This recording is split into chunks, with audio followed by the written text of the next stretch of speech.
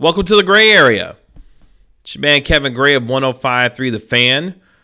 You can follow me on Twitter, Facebook, and Instagram at Kevin Gray Sports. You can subscribe to my YouTube channel right here at Kevin Gray Sports, and appreciate you liking and commenting on the videos and the interviews that we've been putting out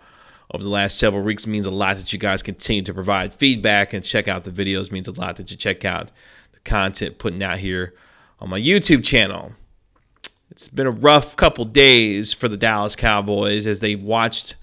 their franchise quarterback and Dak Prescott go down and be lost for the remainder of the 2020 NFL season after suffering a compound fracture of his right ankle and a dislocation of that same ankle in a win against the New York Football Giants. I saw Andy Dalton come in and help the Cowboys in the late stages of the football game get a much-needed win against a hapless New York Giant football team that gave them all that they could handle. But, of course, the story coming out of that football game was the fact that Dak Prescott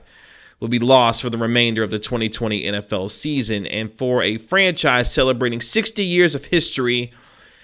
nothing else could have gone much worse than what had started for the Dallas Cowboys this season, already without their right and left tackles in La'el Collins and Tyron Smith. Leighton Vander Esch still dealing with a collarbone injury of his own, a myriad of injuries and problems that have beset this Dallas Cowboy football team. And then to have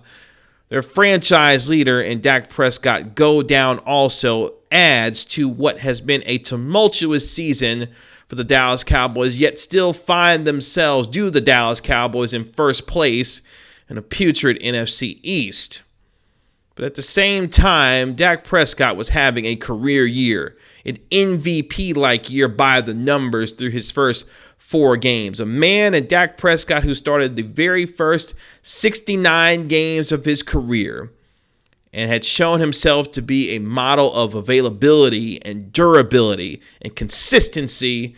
for the Dallas Cowboys. And a man who found himself winning at a high rate through the first 4 years of his career, winning 40 of his first 64 starts, 42 wins in total,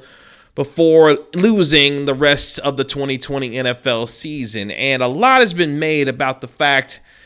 that this happened in a contract year. Yes, Dak Prescott signed the 1-year, $31.4 million franchise tag at the beginning of the season to ensure himself a deal coming into this year, but no long-term security after that. And the risk that is played when you sign a franchise contract, and Dak Prescott knows this because he bet on himself multiple times in his career by not signing a long-term deal at the beginning of last season, playing out his rookie contract and going out and having a statistically career high in passing yards and touchdowns a season ago, and then deciding to do it again after a tumultuous, contentious set of contract negotiations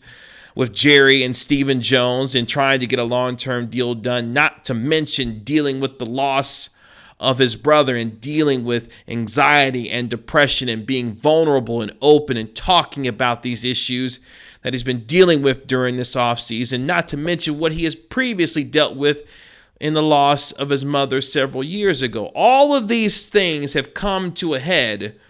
for Dak Prescott, and going into this year, he was the unquestioned leader of America's team, celebrating 60 years, that is, of franchise history. And now, in a season that still yet remains in the balance, because in the NFC East, you always have a shot, Andy Dalton steps in to become the team leader, at least on the offensive side of the football, as the quarterback for this football team, and helped overcome the Giants, who gave them all that they can handle in a win did the Cowboys get that they needed to have in order to get some kind of momentum going as they look forward to the next several weeks of a season that could be a make or break for them, and what could be what ultimately is a disappointing season for the Dallas Cowboys. But back to Dakota Prescott. Dak Prescott has shown himself to be a model, a leader, and a man of consistency and faith that has galvanized a football team around him as the unquestioned leader of America's football team, and has become a face of the National Football League. Not just with the endorsements and what you see from him on a day-to-day basis from a commercial standpoint, but what he has become as a leader and a model of someone who is willing to be vulnerable about issues that are of privacy to him, but willing to share those to the open world and invite the criticism that comes along with being the franchise quarterback of the Dallas Cowboys and everything else in terms of the outside noise that comes with dealing with being the leader and franchise quarterback of the Dallas Cowboys. And no one has done it better through the first 4 years of their career in terms of handling that pressure and that spotlight than one Dak Prescott, and has shown himself that he is more than capable of shouldering the load for a franchise that is dependent upon him to lead them week over week. And to see him fight for the extra yards when he didn't necessarily have to, individuals screaming for him to get down so they wouldn't hurt himself, but yet ignoring those around him to do what he felt was best for his team, even to the point of hurting himself severely. Dak Prescott should be celebrated for the leader and the man that he is.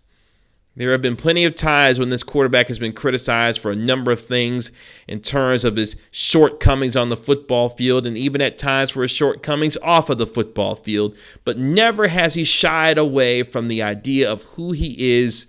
as a man and as a person who we've come to know on the periphery based on what has been purported by him through the media, through interviews, and what we've come to know and learn about him. It appears that this man is very genuine and very sincere, and not only is a man who has shown the kind of bravery that you would want out of your quarterback, but more importantly, the fight that it takes to be the kind of quarterback that is demanded of America's football team and the Dallas Cowboys. It's sad to see that this man who plays the game with the kind of joy and passion that he does to have suffered such a catastrophic injury to end his season. But there is a silver lining here for not only those who watch and cover this football team, but for fans and the team of the Dallas Cowboys themselves. They now have a rallying point. This team has been questioned on a lot of different fronts, especially on the defensive side, about their effort and their mentality. One thing that this team showed on Sunday is that they were willing to fight. And they did so just enough, yes, to overcome the New York Football Giants, who haven't been very good this year. But we all know how difficult it is to win games in the National Football League. So from this point forward, the Dallas Cowboys now do this for number 4. Ezekiel Elliott scoring a touchdown, immediately throwing up 4 fingers in honor of one of his best friends on this football team, and Dak Prescott. A symbol of what the Dallas Cowboys will be playing for this year, not just to try and salvage a season or try and win an NFC East crown, but more importantly, showing that the fight that their quarterback had and the belief that he had in them was not in vain. Yes, the contract situation and Dak Prescott's future is up in the air, but more than anything, Dak Prescott, I believe, will come back even better and stronger and even a better leader than he was once he left. Yes, it is going to be a more diminished Dak Prescott from a physical standpoint and from some point a mental standpoint initially, because anyone who has suffered a catastrophic injury knows that it's difficult to overcome the mental portion of that at the very outset. But once you do, there's nothing that could stop Dak Prescott from coming back and being the leader